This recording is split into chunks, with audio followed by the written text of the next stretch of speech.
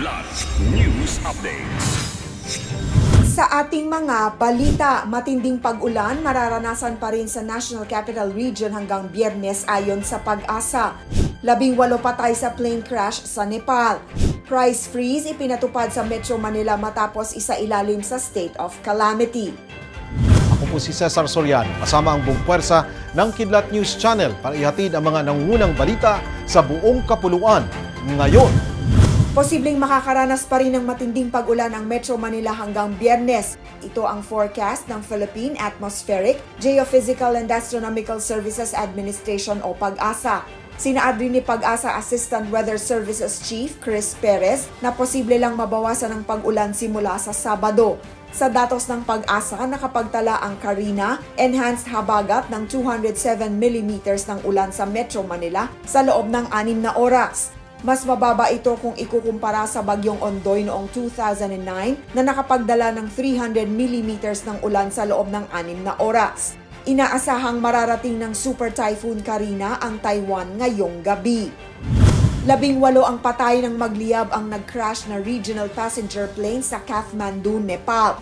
Sakay ng eroplano ang 2 crew members at 17 maintenance technicians na papunta para sa regular maintenance sa bagong Pokhara Airport ng Nepal.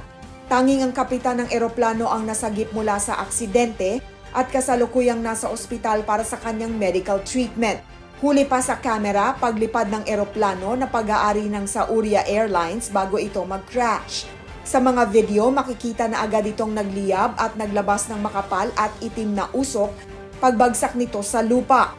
Pansamantala ring sinara ang airport matapos ang aksidente. Inanunsyo ng Department of Trade and Industry o DTI na isa sa ilalim ang buong National Capital Region o NCR sa price freeze sa basic necessities matapos ideklara ng Metro Manila Council ang state of calamity dahil sa pinsalang dulot ng bagyong Karina at habagat. Saad ni Trade Secretary Alfredo Pascual, layunin ng price freeze na maprotektahan ang kapakanan ng consumers laban sa di makatarungang pagtaas ng presyo ng mga bilihin sa oras ng kalamidad. Dagdag ni Pascual, nakikipag-ugnayan ng DTI sa kanilang regional office sa NCR para ma-monitor ang sitwasyon.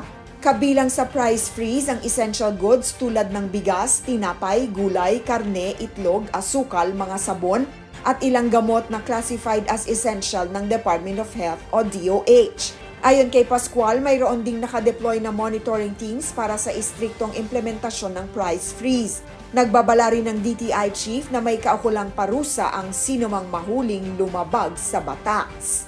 Para sa Kidlat News Updates, ako si Rosalyn Sinchonko, nag-uulat.